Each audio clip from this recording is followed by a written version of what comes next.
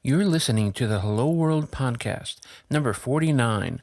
My name is Sean Wildemuth, and I'm your host.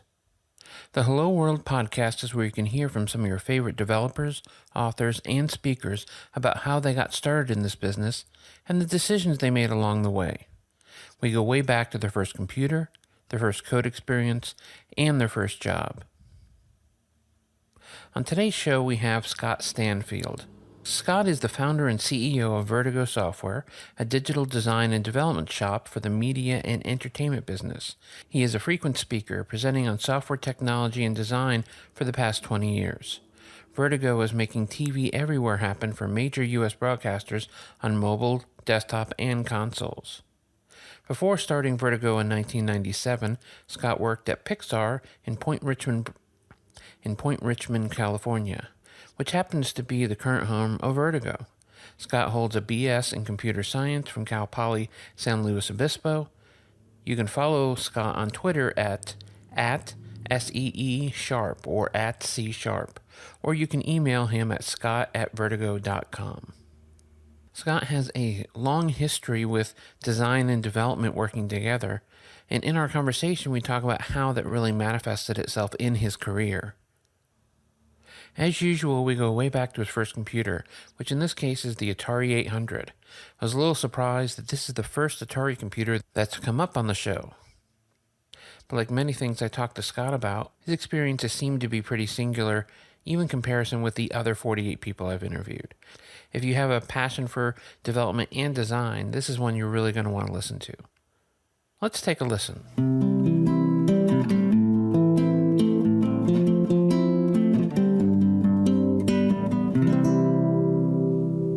On today's show, I'm really excited. We have Scott Stanfield with us. How are you doing? I'm great. Thanks for having me, Sean. And I know you mostly of Vertigo fame and of having an Indiana Jones bag. Those are the two things I associate with you. It's a satchel. It's a satchel, not a merce. That's correct. Okay. I just want to make sure we're clear on that because it really does look like a merce. You know, I've fought for merce equality for about 6 years now. I've just given up. And now, too, that I have to carry reading glasses, sunglasses, keys, long-distance glasses, a wallet, a USB charger, a USB stick. It's ridiculous. The satchel's the way to go. I'm with you. I do the whole backpack because, you know, we have 3 batteries and 2 phones and usually a laptop everywhere where I go these days. So I'm with you. Just doesn't feel like a purse because it's on my back. Well, we're basically wetware for charging batteries. Absolutely. Absolutely. So the nature of the show, of course, is how you got started. And I assume you didn't come out of the womb with the business idea of Vertigo, that at some point you started with a computer when you were young. Is that true? I did. It was 7th grade. Seventh grade would have been, in the 80s. And my dad was in the Air Force, and we were stationed overseas in Germany, at Frankfurt Airport, actually Rhein-Main Air Force Base, which is no longer there. And the school had an after hours lab, and they had 4 Atari 800 computers and had no idea what to do with them. And did those have real keyboards, or were those the chiclet ones? Chiclet was Atari 400. This was the 800, so we were styling. Really nice, yeah. Full travel. Yeah, so you could actually type.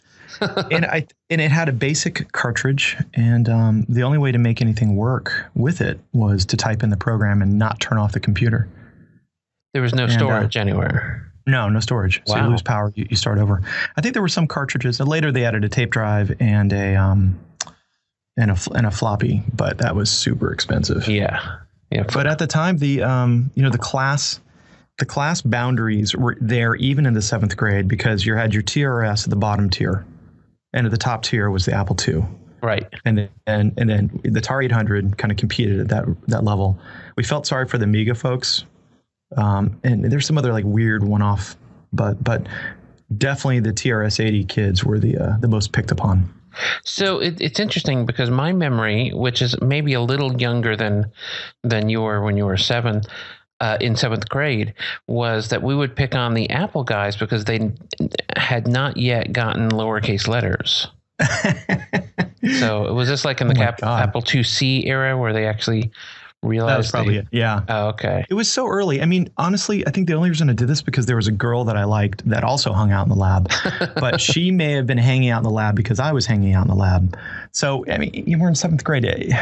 This is our only exposure to video games, that and the Atari 2600. Well, literally the very first, it's weird. I can remember my first interactions with computing technology. The first thing I ever got was Christmas Day. Maybe it was 77. I forgot exactly when, but I got the Atari Pong game. Oh, wow. And I had the original console itself. And I wish I still had it, but it had one game and you had the 2 little paddles and you just played Pong and it was fascinating. And that was it. You just hooked that up to the TV. It wasn't like, you could buy more games. That's right. It was a singular moment. And I don't know. I think part of the appeal of early technology was that the adults didn't have it figured out. So we were geek punks. Yeah. Just like punk music, was you would rebel against what your parents were listening to. In a way, the geek scene was, and before there was even a word, I think we were nerds then, but it had this, you had this ability to understand. You had magic spells that the adults didn't understand. Yeah. And on the base, Travis Ernest at the Air Force Base, we had the first. This is really weird because unlike probably very few people in the world have a literal representation of their first interaction with a computer, and I have that, and I have it because my dad took me to. He was a navigator in the Air Force, and he took me. And we used a computer, and the only input output. This was before it had a CRT. The input output was on a piece of paper tape, and the tape was about 4 inches wide. And I have the roll of tape. Wow. And the roll of tape records my interaction with the computer. And it was a craps game. So never mind the fact they're using an Air Force computer to play craps. But the thing I remembered, if you entered the quote unquote incorrect answer, I don't even know how to play craps. I was just like banging away on it. Right. If you enter something wrong, it printed out the middle finger, which was the coolest thing.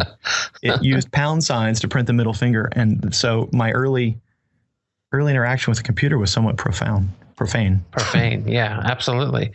And in this period, was it that, when you were talking about in 7th grade and getting this exposure with the Ataris, was it similar to my experience in that the adults that were even running that didn't really get it? They were really relying on the kids? Yeah. Yeah, they had no idea. And that may be true, obviously, for our generation now. I don't know how to use Snapchat, for example. I don't know. I could probably figure it out. But I think it was different then in that in order to being let's say at the time, we were the digital refugees, and I have a son, and he's a digital native. So he's grown up with it. And just like now, you don't have to pop the hood and know how to tune a carburetor to use a car. Right. But in the 50s, you did. And so it forced us to get our hands dirty. And to make anything interesting happen, you had to really take control of the hardware. I remember also distinctly 2 unusual early computer experiences. One was a math teacher in 7th grade told me that if I wanted to use the computer, I had to boot it. And I literally remember where I was sitting in the class when he told me, Scott, if you want to play with it, you got to get a boot disk. You have to boot it. I'm thinking, what the boot? And in my mind, I'm thinking, is this a German word I didn't understand? Like boot is boat. And like I have to boot the computer. I just had no clue what that meant. And it was so frustrating. So, obviously we use words today in our jargon and vernacular that other people that aren't digital natives probably don't understand. And to them, the words that we use are just as foreign. But now fast forward about 15 years later, I'm working at Pixar, and we had a dual processor 486, and I literally had to boot the computer. I kept a small ski boot next to the computer because upon a cold boot, the drive arms got stuck. Oh, right. So I would smack the side of the machine with a boot, and I took great pleasure in literally booting a computer. That's hilarious. So how did you go from 7th grade with an Atari to Pixar? That's quite a leap. Well, yeah, there was a computer science degree in the middle from Cal Poly. Well, the Pixar story is, I may have told it before, but complete coincidence. They were based in Point Richmond. I'm literally at Vertigo right now, sitting in a room that was used at Pixar. I don't know whose office this was, but Pixar now is in Emeryville, and my office is in Point Richmond, both in the Bay Area. And we're in the former office of Pixar. So when they picked up their bags and moved to Emeryville to some amazing space, well, they left some amazing space here in Point Richmond. But I moved here in 92 around and literally pulling off the freeway. I saw a sign for Pixar, and I had wanted to work at Pixar since 1986. And I saw a cover of Discover magazine. I think it was Discover, not Omni. It was a photorealistic rendering of a pool balls being shot with a stick, and they had motion blur, and it just looked so amazing. Oh, I thought I really wanted to do that. And so fast forward maybe 6 or 7 years, and I find myself pulling off at Canal Boulevard in Point Richmond, only to discover, hey, this is where Pixar is located. And I badgered my way into a job interview, and because at the time they had a Windows product, and I'd done some Windows programming in college, and I figured they needed something like that, and I became employee number 66. Nice. And it was a really good experience, and it's really fun to watch the Pixar movies today and watch the credits and see the people you used to work with, and to know that software touched so many people and made an impression with the movies that they made. It was a great experience. I bet. And did you know after this experience of working with computers in high school that that's what you were going to do in college for sure? Oh yeah, I had no doubt this is what I wanted to do. And I don't know why it was so enjoyable. My tastes have grown since then. I mean, I'm really into sound and video and cocktails and palm trees and VI. And I mean, I have a lot of other eclectic tastes, but the feeling of getting yourself lost in a program while you're working on it, and that there are probably other endeavors, maybe in painting or writing, where you have a time machine.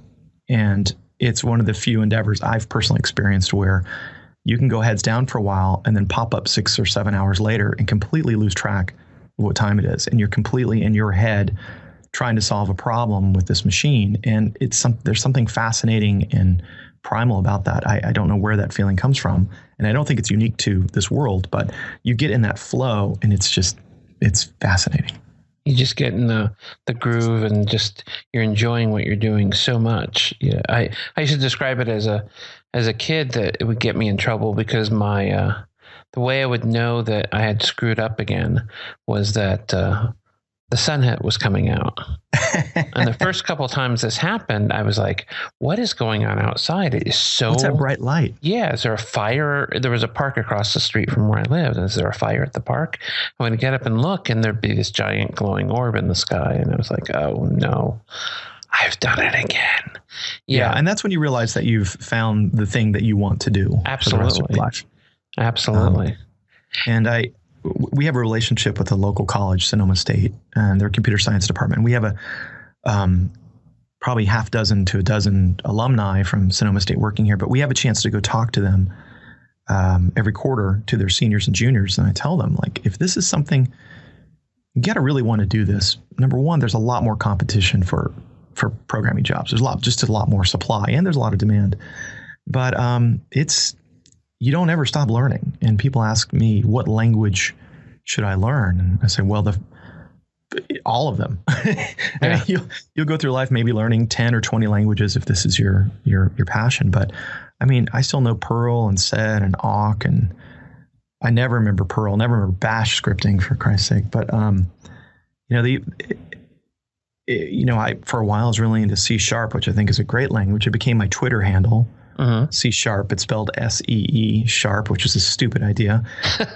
I should have just gotten Scott Stanfield, because I've had my Twitter account, I think, for 6 years, a long time. But you're not the first one to have. Yeah, God, keep missing out on these things. But yeah, it's been a really good journey. So that question with the students sort of fascinates me, because it seems like whatever you would learn at that period when either you're in college or you should be in college, depending on the path that developers take, mm-hmm. it doesn't matter as much as knowing that you're going to be learning new languages constantly. Hopefully you go to college and you learn how to learn, and that's one thing. my school, Cal Poly, really drilled into us, and their motto is learn by doing. And we had so much hands-on, and you had to just keep learning new things. And it kind of although we were on the internet. In fact, as people were graduating, you wanted to go work for a place that had DSL or a T1 line. Yeah. Like having an internet connected company for when you graduate was key. You wanted to go someplace that was on the internet. But you really prepare yourself to learn how to learn more things. But now if you read, like I read Hacker News probably too much, and I just feel it's overwhelming. It's hard to take a step back and realize that you don't have to know everything because it's not possible, but just trying to go deep in one area. And then it's where the internet hurts you. It's so easy to shave a yak and go deep on one subject before you realize that you forgot why you're doing this in the first place. Well, and don't you think there's different kinds of developers out there? Some that want to be that expert in this one thing, and maybe that is their career. There are people still making good living on mumps and COBOL and Fox Pro. And that's there's nothing wrong with that. No, that's not my personality. Of course. I think of those people. They're certainly experts, and I caution those that aspire to become an expert, because I liken it to a story of gardening. And you might have the best rose garden, but you've made mistakes along the way, and you throw a tarp over the patches of ground that you've not done well at, and a frost will hit and you've lost your garden. If you focus so much on just one plot of land and plow all your time and energy into growing one thing, you've maybe let other ideas become fallow. I'd rather have a good gardener than someone who has a good garden. Sure. And I'd rather work with someone that is open to trying and failing in new things in new areas. And this is certainly a business that allows you to fail a lot. It's actually quite surprising how much we can fail in our industry and still be popular. You look at all the failed businesses, but we certainly go down swinging. Well, yeah, but I think when I was 20 in this business, the last thing I wanted to do was fail at anything, whether that's the little failures of, something not compiling, or the big failures of building a business that never got off the ground. In both those cases, what I didn't realize when I was 20 was what I was learning from that, right? That every smaller big failure is a stepping stone to a greater success at some point. Yeah, you learn resiliency. You also, in practical terms, you learn how to debug. Yeah. You learn a binary search or binary chop to try to figure out what's wrong with a problem. You learn how to reboot the computer, check the Wi-Fi connection, check your internet connection, and you become this kind of master troubleshooter of not only software issues, but in life. I mean, we deal with so many mechanical systems, and knowing how to troubleshoot something. Yeah. I would like to say that these skills that we learn in programming, the idea of taking something abstract and having a machine solve the problem is just very fascinating, and it's an ability and skill that I'm still in awe of it. It's just fascinating, and I taught computer science last year to about 40 juniors and seniors at my local high school. Oh wow! And going through that experience, it was an hour a day, and I went in without a net. I'd never taught before. There's no curriculum. I was kind of filling in for the school had committed to pulling off this program, and the principal was having trouble finding someone. Well, no big surprise. There's a lot of jobs in computer science, and not many computer science teachers.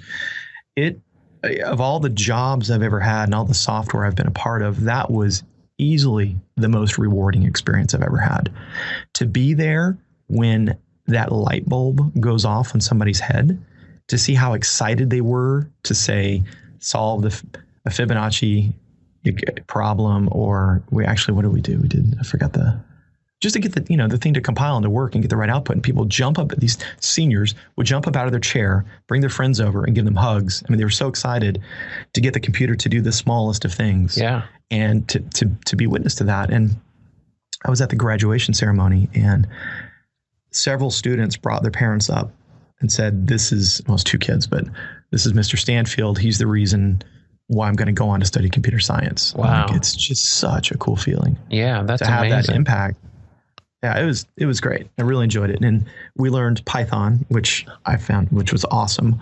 They also learned VI. I can be a bit subversive. Yes, I taught about 40 high school students VI, and I'm not ashamed. They know about 24 Unix commands. They know how to pipe. They know how to redirect. But I found that having a shared system, even though they all had Macs, they all logged into a shared Amazon box I had set up. They loved it. They could chat. They could log in from anywhere. We had a power failure one day, and one of the enterprising kids went down to the local Apple store, brought up a shell session to log back into the computer to finish his assignment. Oh, nice. But it kind of stripped away, doing everything at the command line stripped away a lot of the complexity. Like all they needed was a text editor and Python.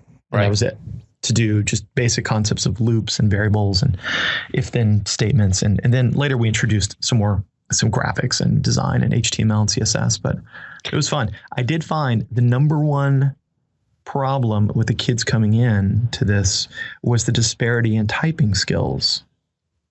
We had some kids testing at 100 to 110 words per minute.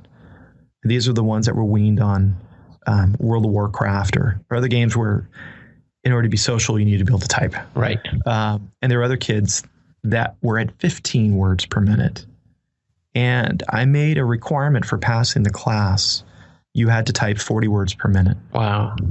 And it worked. And I had a senior, I ran into one of my students on Saturday, and she said, I'm so glad you made me learn how to type, because being in college, that's all we do. You're always typing papers. Always. And there's a big difference between 110 and 15. She was the worst one. She was the 15 words per minute. Sure. And I realized that's going to be a requirement. I had typing class in 7th grade, and with an IBM Selectric 2, which is still, I know that people love the IBM typewriters. I'm sorry, the IBM keyboards, but man, that ball head Selectric 2 electric mode, holy cow, cast iron base, sounds great. That was a great typing instrument. That's what I learned on as well. Because the reality was in high school, our computer lab wasn't very good. And, I was doing so much at home that it wasn't that important. But the typing and 10-key courses I took, which I took for two reasons. One, because for some reason I was the only guy in the typing class, which you never mind. And the other is I knew at that point that my handwriting was so bad that the only way I could get anything done was to type it. And I'd been using word processors on my VIC-20 and then my Commodore 64 at that point already. That, I knew that I just had to get better. I was maybe 30 words a minute with two fingers. And I thought if I could use 10. Yeah. Oh, it's great. It's amazing. Yeah. I found that for the high school students using TypeRacer, we would do once a week. We'd do like a TypeRacer battle, and they loved it. They would play it at lunchtime and just to see who could get the high score. Unfortunately, they're using the little cheap, nice looking but useless keyboards that come with the Mac. They're terrible. They're sexy and wireless, but they're really poor. By the way, why are there no good Mac programming keyboards? I ended up kind of making one.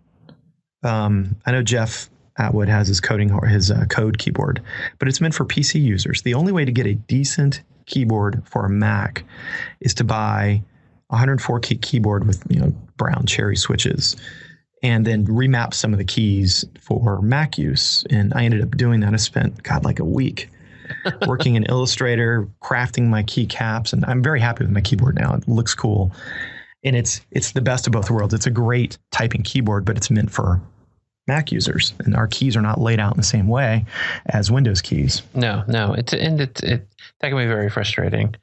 It's our only interface. I mean, that and the mouse are really our only interface to the tool that we use daily. And I don't even like to use a mouse. Right. Most developers, if they have to pull their hands away from the keyboard, I'm totally with you on this. The new laptop for the trip that I've been using lately lets me remap every key, which has made it really crucial because they moved 3 keys that were really important, and now I'm completely sold on the Steel series, which are more of a gaming keyboard, but that same functionality that's so important. Well, I mean, just like, spending a decent amount of money to have a good chair, it's important to have a good keyboard. And, Absolutely. my father-in-law, who passed away a couple of years ago, he was a rough construction framer, and his two favorite tools were this heavy-duty framing hammer, which I could barely wield, and this skill saw that must have weighed 600 pounds. I mean, it's like 20 pounds, but Sure. he could wield that in one hand, had a worm drive, and that was his tool, his reliable tool. And that's equivalent of like our old IBM keyboard, but that's just what he knew how to use, and it felt good in his hands. And so I understand that. I'm fascinated by, I have a lot of interests. I'm very interested in typography, and I'm very fascinated by the linotype machine, or with a Heidelberg style press, or watching people hand set type with pieces of lead and paper and ink. It's fun because it's a tactile experience that we take for granted, that you can just type something up and it magically appears. And yeah. It makes me not want to use a word processor anymore. But actually, here's another quick aside. Oh God, here's another story. I guess that's what this is about. It is. In college, so my now wife, but then girlfriend, was going to UC Santa Barbara. And they had a laser printer, a laser printer on the fourth floor of the library. Cal Poly didn't have a publicly available laser printer. We had kick-ass line printers that could just spew paper out faster than you could imagine. Sure. It was so wasteful. It was great paper, by the way. But they had a laser printer. So when I would come down, I used her Unix account, which, by the way, we used to chat over, I think it was called T-Chat or something, back in probably 1988. But in order to use their laser printer, you had to learn this obscure language called NROF and TROF. And it's kind of a precursor to PostScript, but you had to compose, and I wanted to have a really nice typeset resume. And I think I probably had the only laser printed typeset resume when I graduated. Nice. It was so much fun. I remember using VI to create this thing, and it just, if you have this goal of having something look really nice, you will go through a lot of hoops. You'll jump through a lot of hoops to make it work. Absolutely. If you want something to look good, it's fun. It's a complete waste of time, but it was fun. I learned how to use another yet obscure language. Well, it's interesting because you had talked about the hand setting of type, and I was reading some things because it's something that fascinates me as well, as this whole idea of type. And I don't know why it never occurred to me, but this little blurb was talking about the reason we call it uppercase and lowercase, because the capital letters were stored. Sure. In the upper case versus the lowercase, and never occurred to me, these natural things we take for granted in their language are actually descriptive. Even the M and N dash, which I've always liked that they were the size of the M and an N. So oh God, yeah. Lowercase didn't even really enter into our vernacular until late. They're called the Sarug. Oh God, I forgot the word. Man, I used to know a little bit more of the history, and when we, as a society, kind of integrated lowercase letters now with the uppercase. There's a fascinating site called Typography for Lawyers. Oh, really? Which I recommend. I think the URL is just literally that, Typography for Lawyers. I recommend that for your audience. It's looking at type from the perspective of the legal field, but it's the site is run by this gentleman who's not only an attorney, but he trained to be a typesetter. So he has this interesting combination of skills, and he ended up creating a couple of his own typefaces, one to replace Times Roman called Equity, and it's a font for lawyers. But if you read through it, you can learn a little bit more about text formatting and why we have monospace and when you use all caps and small caps, and it's a good perspective that one wouldn't normally think. Interesting. Look to. And so earlier you were talking about students at the high school course coming up and saying, this is Mr. Stanfield and he's the reason I'm going to college. Did you have your own Mr. Stanfield when you were in high school that sort of encouraged that, or was it just your natural exploration in it? It was my peers. It's funny. I'm trying to think back what kind of teacher or authority figure got me down this path. And there really wasn't one. I think it was due to the size. It wasn't interesting to adults. Yeah. I mean, it was my dad that got me my first computer. He said, look, I was a really poor student. and he essentially rewarded me with a computer if I got straight A's. And I later learned his real intent because he asked me, hey, how did it feel to get straight A's? I said, it felt great. It wasn't as hard as I thought, and I felt like I accomplished something. Sure, I got a computer out of it, but he said the whole point was for me to realize that intrinsic motivation was more important than extrinsic motivation. Sure. And that I should find the kind of passion drive from within, and that's a lesson that he subtly transmitted to me and worked. I never got rewarded again, although I did think I really wanted 64 megabytes of RAM on that computer. I think I only got 16. But outside of that, poor thing. I do owe my dad a great deal of gratitude for that. But I think it was my peers. And my motivations early on were really just to tweak the software to get a high score. Sure. There's a game called Caverns of Mars on the Atari that we figured out a hack, and I made it so if you hit the shift key, it doubled your points while you were playing. And so we'd play at lunchtime, and I was always the winner. Because you were clandestinely hitting shift. Exactly. So I have this dubious experience with, it's like a lot of folks today, their first experience is with video games, and now it'll be with social networking or mobile devices. But I think it's fine. If I'm a big proponent of, if someone has an inclination in this space and you have kids that are interested in it. My son started playing World of Warcraft at the age of 6, which was probably a little early, but I played with him. And he developed not only great typing skills and great, hand-eye coordination skills, but honestly, he was leading raids with adults that probably had no idea that they were being led around molten core by a 10-year-old.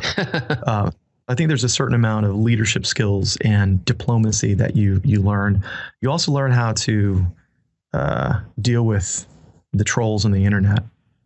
Yes. I think that that's something I didn't have to worry about. The only trolls that we had in college were on Usenet, the news groups. So it was a little bit different. Yeah, it wasn't as prevalent as it is today. No. So let me ask you the question of when you left Pixar, and at some point later you created Vertigo, was that your first really foray into a company, or was that your 40th, or no? This is my first company, and I started it on February 1st. It'll be our 18-year anniversary, which is frightening. And the genesis of Vertigo was essentially I was working at a small consulting company before, and I just thought I could do it better. I had worked with, it was an engineering only firm, and I had the pleasure of working with Aaron Marcus and Associates, a design firm out of Berkeley. Mm-hmm. And I had worked with some of their designers, and I just remember thinking all I wanted to do was build what they were dreaming. So they would come up with these amazing designs that I got to prototype. I got to see the prototype and director. And I just wanted to make it real. And knowing that you could bring together the best of both worlds of engineering and design, that was an experience I felt at Pixar. Pixar has world-class engineers and world-class designers. Yeah. They're called animators, but they do story, and a whole world of creative energy was at Pixar that I wanted to try to find the same thing here at Vertigo. And in the early days, we had a design team. We couldn't give it away. No one really cared. Right. Because Microsoft already wrote the book on Windows UI guidelines. And if you didn't follow that exactly, then it was all prescribed and no one really cared. The web certainly changed things, but for us, the liminal moment really came with iOS and the iPhone. And that's when design really, I feel like, became front and center with the conversation at the business table. Sure. Because now you had business users experiencing what a thoughtful and careful user experience was like, but then they would go back to their Siebel terminals or workstations or using whatever CRM system. They're like, this is crap. Why do we put up with this at the business level? But in the consumer space, it's so great. Right. And that experience has now gone back and blended into the enterprise world of software. But it's very exciting to see. And now it's I would say it's cliche. I mean, the moment of pure design firms. I mean, Citibank, I think it was Citibank, bought one of our competitors for their design chops. the world. There's a recent article in Wired magazine about just the changing nature of, actually, no, sorry, it was on Medium, just the changing nature of design. And there are large firms that you'd be surprised that have a lot of designers on board because they know that, like the World Bank, for instance, has a lot of designers. And they realize that when you're trying to make this connection between humans and a system, whether or not it's a technology system or it's a bank or it's just this new process that you can solve problems from an anthropological or human-centered view, that you end up with something better that people want to use. It's rare that Vertigo is able to create the best possible design or the best possible product, because there's so many other constraints that come in around timing and budget and testing. And then you have people that are fighting for features, but it's an ongoing challenge. And I completely forgot how we got to this point. Well, I started asking you about the genesis of Vertigo, and you. Yes. Yeah, real simple. Thought we could do it better, and I wanted to bring engineers and designers together, and it's worked well. And it's interesting because there was this tipping point, and I'm not sure exactly when it was, when it was no longer a nice to have design. That it wasn't even about buying. It was that some enterprise customers figured out that good design meant less training, more. Better morale, better productivity. All of that came from this point of view that I think in the beginning, especially when iOS came out and the web certainly pushed this as well, some of it seemed like window dressing to a lot of people, especially developers. Right. And then at some point, there was that magic tipping point where you could really write on paper and go, these are the 12 reasons why this is a better way of doing it. It's not window dressing. The tipping point for me was Microsoft Publisher 1.0. I had a chance to use a piece of software as a user with a capital U. I had access to all this Microsoft software, but only used Visual Studio or whatever we called it back then. Right. And my wife needed me to print up a flyer for a friend's baby shower and wanted to look nice. And I kept putting it off and putting it off. She finally said, "You better not come home. If you come home without that flyer, I'm in trouble." So I loaded Publisher 1.0 off of floppies onto my computer at Pixar, and I created this beautiful flyer, and the software did exactly what I needed it to do and no more. It didn't have extraneous features. There was no social features. There's no print to PDF. It just did what it was supposed to do. And I got my job done in like 20 minutes. And it's so hard as people that are in the process of creating the software to put themselves in the shoes of the person using the software. And when you do that, you realize they don't really care about your software. They care about getting home to their wife or husband and their kids at 5 o'clock to go see the soccer game. Sure. Like they don't care. All this shit is just in the way. They just want to take a photo and share it privately with about 10 people. That's actually kind of hard to do. Even still, if those people are on Facebook, we've created this. I don't know. It's so difficult to put yourself in the shoes of someone who doesn't care, because we're surrounded by people that live and breathe this. Sure. Usually, the eye-opening experiences we have are at Thanksgiving in the U.S., because that's when you go back out into the non-technical world. Probably you are the IT support staff for your family. And you realize, oh my God, this computer is riddled with viruses. It has every toolbar in the browser. And then you kind of have to take a step back and realize, what did we do to ourselves? I mean, we have made a mess. We, meaning the people in the software world, have made a mess. And it's all, part of it's just chasing the next version. The way you get more revenue, you got to keep upgrading. You got to roll out a new piece of software. You have to keep moving. And by doing that, you end up, rarely do we delete features. I think one of the greatest software reboots was Final Cut Pro 7 to Final Cut Pro 10. And Apple just said, screw it. We're not going to continue on this path of Final Cut Pro. We're going to piss a lot of people off, but we're going to redo this piece of software the right way. And they did that with Final Cut Pro 10. It took Final Cut Pro 10.1 for them to add the pro features that they needed. And there's still a lot of people on Final Cut 7. But it's rare for someone just to start over and say, we can do this better, and throw out the features you don't need and take a fresh approach at it.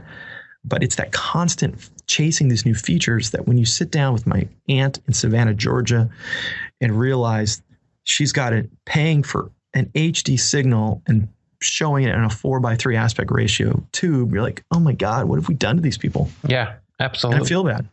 Absolutely.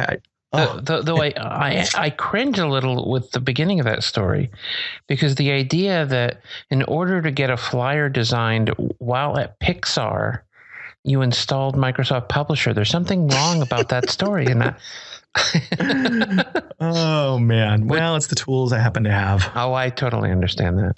Understand. There was a time that the MSDN would come to your office once a quarter on floppy disks. And at one point, I think I had 60 floppies. And then they gave away, at one point, a CD-ROM. Probably it saved them costs if they just gave away a CD-ROM reader so they could ship MSD on a CD. Yeah. But during that process, when I had all that software, yeah, it probably would have been better to hand do a flyer. Would have been a lot easier. But no, I had to typeset it. Yeah. Of course. Of course. Yeah, there are some days I just wish I could find a decent copy of Print Shop. I don't know if you remember Print Shop. Oh, I do. Absolutely. Print Shop did all these things that when I just need something simple, I would love to do it. But no, I pop up Illustrator and rip out my hair because I'm like, no, that's how I do it on Photoshop. That's right. Because they're not by the same people. It's who would want the same keyboard combinations in both? Oh, exactly. By the same people. Who would do that? Yeah.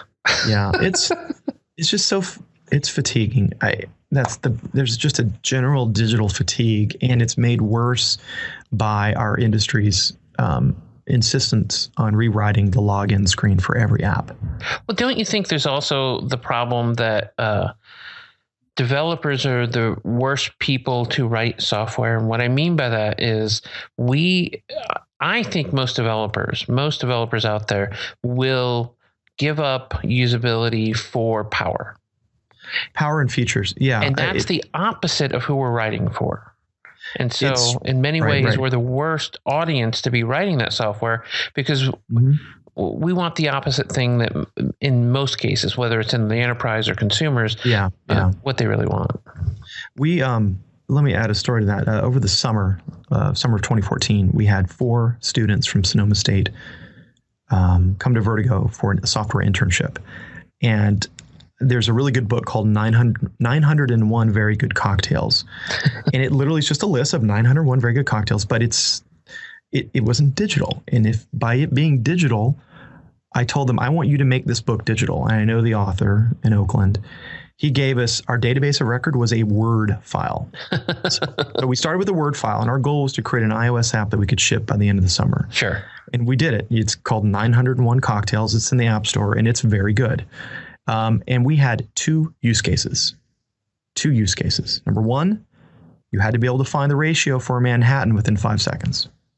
Number 2, given you had a bottle of gin and a bunch of lemons that are about to turn, what can you make with that? Right.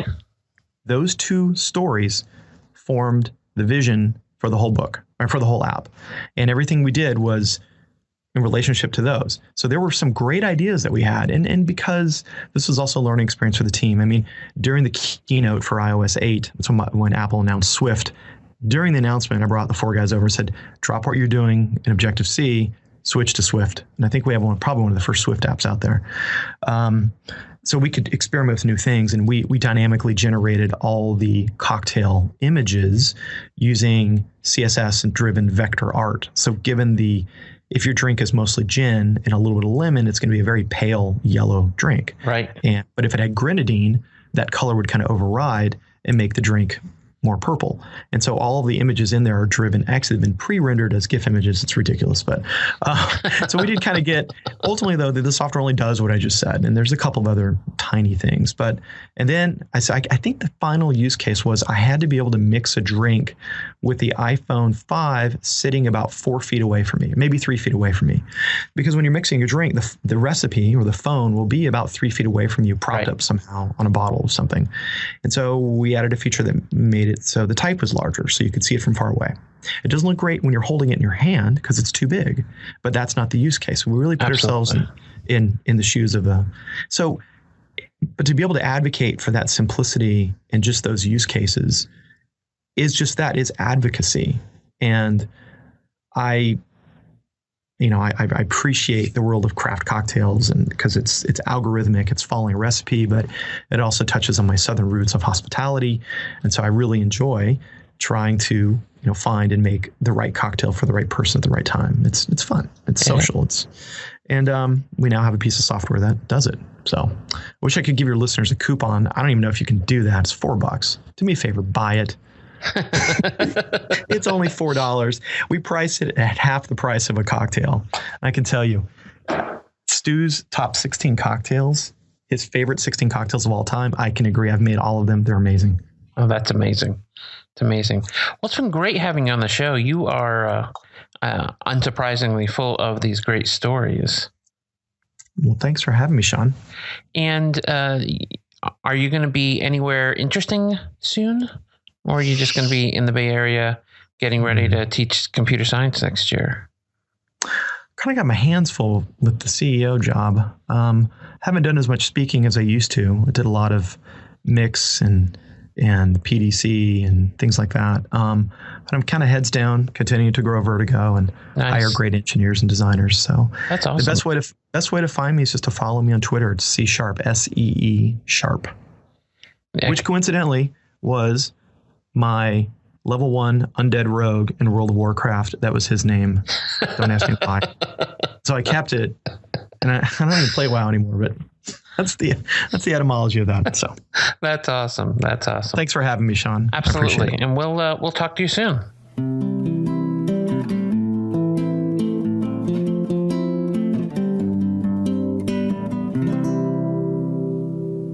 Thanks for listening to the Hello World podcast.